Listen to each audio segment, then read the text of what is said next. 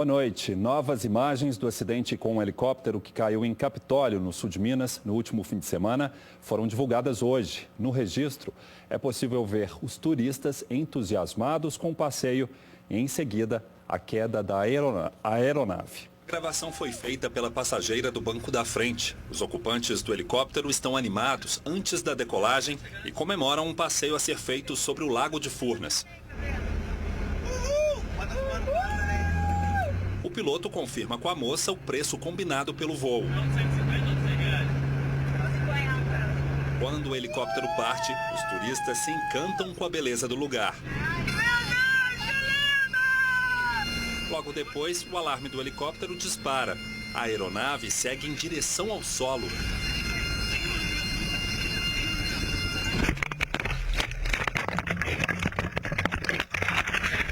Neste momento, os ocupantes estão em silêncio.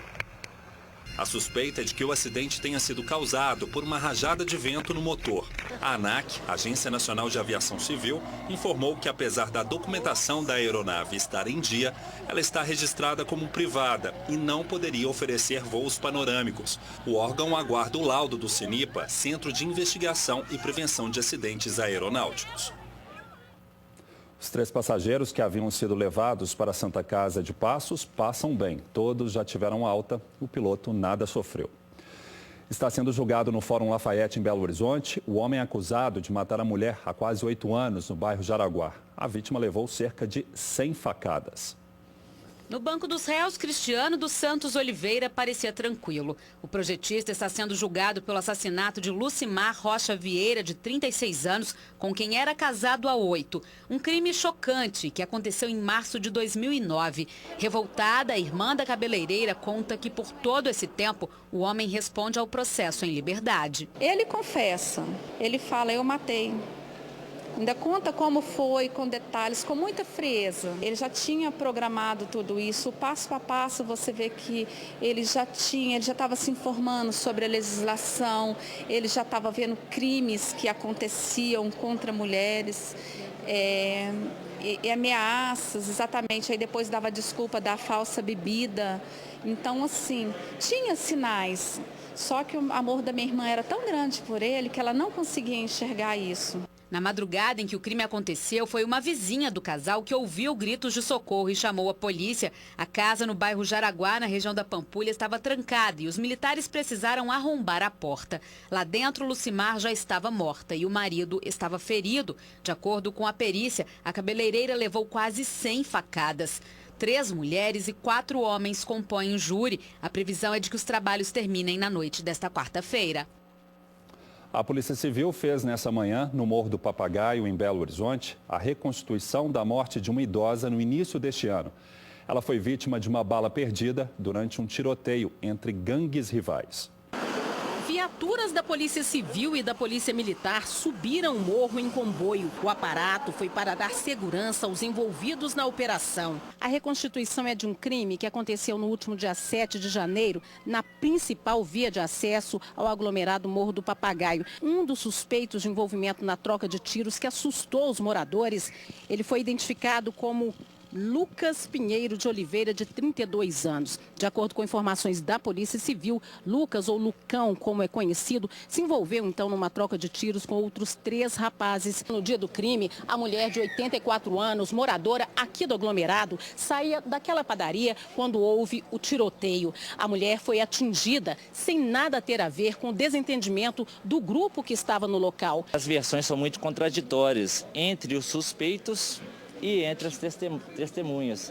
Então hoje foi marcada essa reprodução simulada dos fatos justamente para confrontar as versões contraditórias. Os próprios suspeitos não confessam que estavam armados, eles confessam que estavam no palco dos fatos, que eram alvos da gangue rival, mas não confessam que efetuaram disparos. O policial civil posicionado logo ali à frente representa nessa reconstituição um dos integrantes do grupo que se desentendeu. E no outro ponto da rua está o Lucas.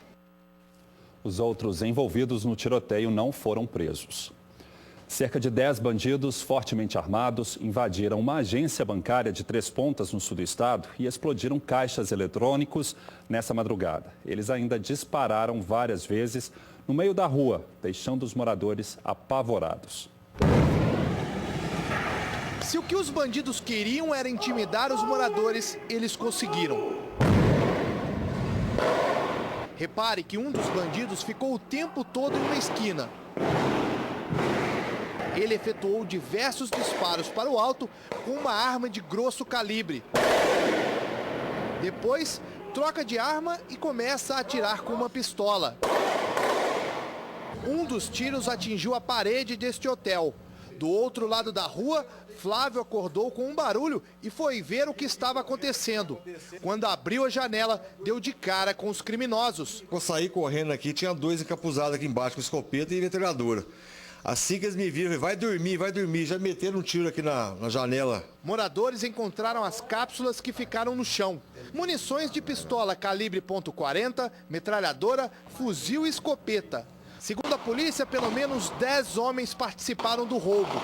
Eles chegaram em 4 carros e ficaram espalhados pela Praça Cônego Vitor. Os criminosos usaram uma barra de ferro para quebrar a porta da agência e colocar as dinamites nos caixas eletrônicos. Além de estarem encapuzados, usaram esta máscara para se proteger da fumaça. Os criminosos pegaram todo o dinheiro dos caixas. Horas depois, um dos carros com placas de 7 Lagoas foi encontrado pela polícia na zona rural, entre as cidades de Boa Esperança e Campos Gerais. Esta foi a primeira vez na história de Três Pontas que bandidos explodiram caixas eletrônicos na cidade. Até o momento, nenhum criminoso foi localizado. Um problema que já mostramos há cerca de 2 meses continua em uma rua de Santos Dumont, na Zona da Mata. A via foi simplesmente engolida por uma cratera. O espaço que era dividido entre pedestres e veículos ficou ainda menor. Crianças e adolescentes se arriscam brincando no local. O problema que antes interferia apenas na casa de Márcio, agora é de todos que passam pela rua Machado de Assis, no bairro Córrego do Ouro, em Santos Dumont. Aumentou, foi mais uns 20 metros nessa cratera que você está vendo aí, ó, que levou a rua e a interdição da rua em si. Antigamente passava carro, meio com medo, mas agora já não passa mais nada. Márcio mora na parte de baixo da rua que cedeu. O imóvel foi construído há 30 anos pelo pai dele e vai ficando cada vez mais comprometido. Há 2 meses, nossa equipe esteve no local. Na época, o asfalto já estava com rachaduras. Se eu quiser entrar na minha casa, eu tenho que ir para casa da minha tia e pular a janela, na janela dos fundos, para me entrar dentro da minha casa. E mesmo assim, com o risco da minha casa descer para dentro do buraco. Sem poder morar no local, Márcio continua arcando com os gastos da casa que alugou, sem ter o aluguel social da prefeitura. Estão prometendo, mas só que tem uma outra casa na cidade com quase com o mesmo problema meu aqui. Aí só que essa família já está recebendo esse aluguel e eu não. De acordo com o vice-prefeito, o benefício será concedido ao morador. Amanhã eu vou estar em uma reunião com o prefeito e vou pedir para agilizar. Segundo a prefeitura, a água pluvial e o esgoto passam pela mesma rede e é um dos principais motivos da queda de parte da rua. O engenheiro já está com o projeto, já fazendo esse estudo para poder ver qual vai ser a melhor forma da gente poder trabalhar aqui. Ainda segundo o secretário, o serviço será concluído em 15 dias. Veja agora como fica o tempo amanhã em todo o estado.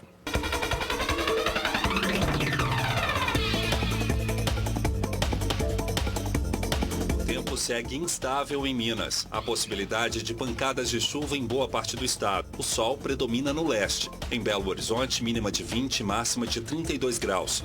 Os termômetros vão de 22 a 35 em Acaiaca, de 18 a 27 graus em Ibituruna. A temperatura varia dos 24 aos 32 em Cachoeira Dourada. E em Brasília de Minas, mínima de 19 e máxima de 33 graus.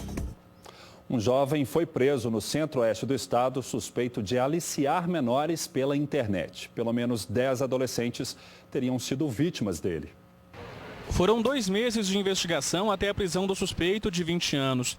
Segundo a polícia, ele aliciava garotos em São Gonçalo do Pará. Ele sempre buscava como vítimas adolescentes que tinham entre 11 e 17 anos de idade. Ainda de acordo com as investigações, o suspeito conversava com os adolescentes pelo WhatsApp e, em alguns casos, marcava encontros. Ele pedia que essa vítima mandasse para ele fotos nu, às vezes vídeos mantendo relação sexual e às vezes até marcava encontros com esse suposto, com essa pessoa que se dizia amigo dele, para gravar esses encontros, esses relacionamentos, e nesse momento ele abusava desses adolescentes. O suspeito teve a prisão temporária decretada pela Justiça e aguarda a conclusão do inquérito no presídio de Pará de Minas. Até agora, a polícia conseguiu identificar 10 vítimas. Na casa do suspeito, foram apreendidos cartões de memória, CDs e um celular.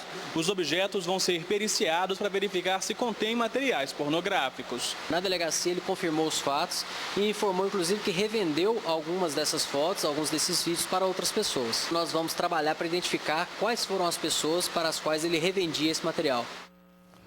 Um ex-vereador de Governador Valadares, que já foi preso por envolvimento na Operação Mar de Lama, aquela que investiga esquema de corrupção na cidade, voltou a ser detido, mas agora por outro motivo. Marinaldo Carlos de Amorim, o zangado ex-vereador de Valadares, foi preso novamente na tarde de ontem no shopping. Eles acionaram a gente porque havia um cidadão lá no interior do shopping, ele estava praticando o ato obsceno lá no interior do banheiro.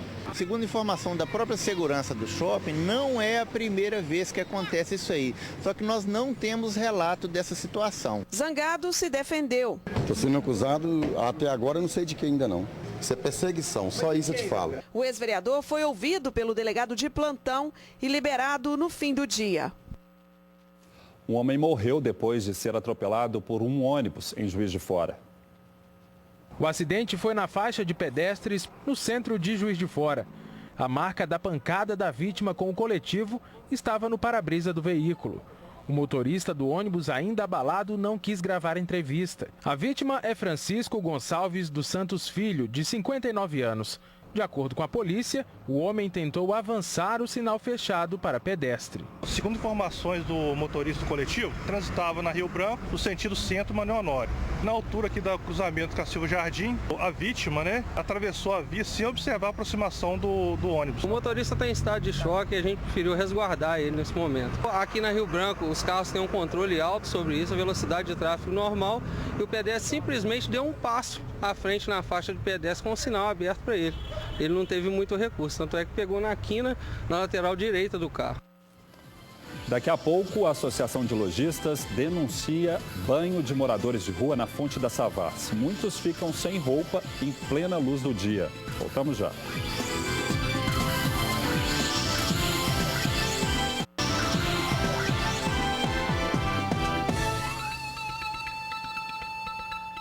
A Polícia Civil concluiu 2 inquéritos que terminaram na prisão de um suspeito de estelionato na região metropolitana e de um casal que seria responsável por aplicar golpes em agências bancárias da capital.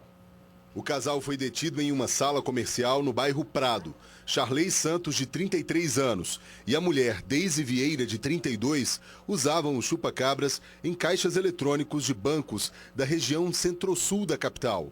Em 6 meses, eles teriam conseguido cerca de R$100 mil com o golpe, que quase sempre ocorria aos fins de semana.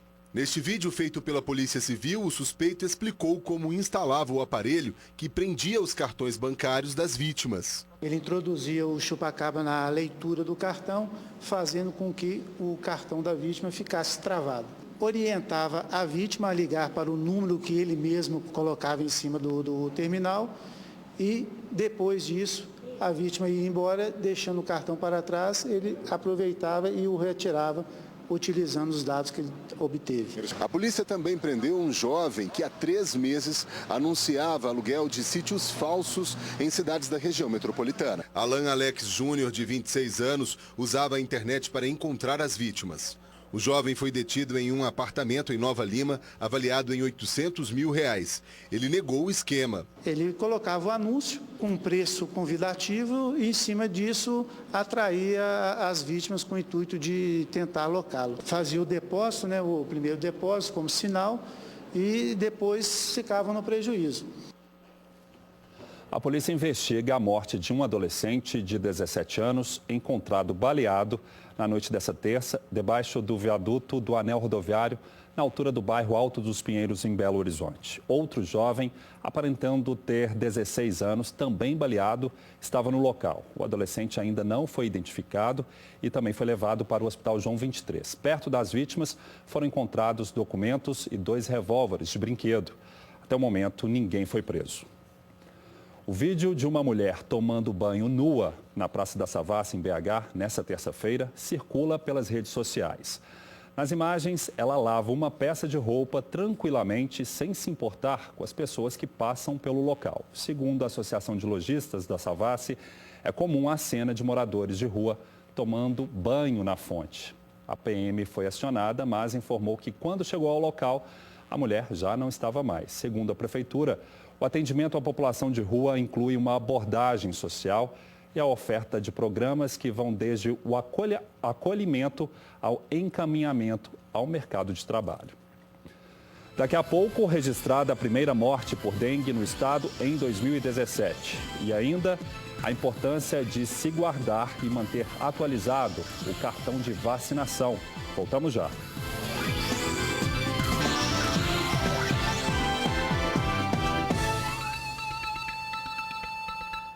Foi registrada no estado a primeira morte por suspeita de dengue em 2017. A Secretaria de Estado de Saúde não informou em qual cidade. Os dados apontam que foram notificados 2.469 casos prováveis que envolvem registros confirmados e suspeitos. As autoridades também se preocupam com as notificações quanto à febre chikungunya, que vem crescendo neste ano. Até a última segunda-feira, eram 107 ocorrências, o triplo em relação a janeiro de 2016. Em Formiga, no centro-oeste de Minas, a Prefeitura decretou situação de emergência por causa do alto índice de focos de dengue na cidade.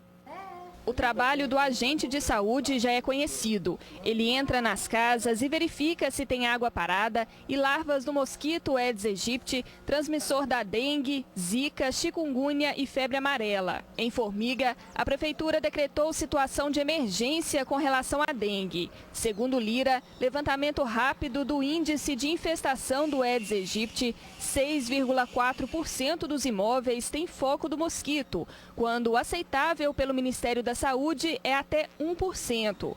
Com o decreto, o secretário de Saúde iniciou ações em caráter de urgência. O decreto nos possibilita, além de nós completarmos os agentes de endemias, que tem um déficit de 30 agentes, nós vamos poder completar esse quadro, e também ações imediatas de limpeza, de insumos. Com a contratação de mais agentes, Formiga contará com 51 profissionais nas ruas, com o objetivo de diminuir a infestação. Até o momento, são 17 casos notificados de dengue aqui em Formiga. O inseticida será aplicado em todo o bairro que tiver morador com suspeita da doença.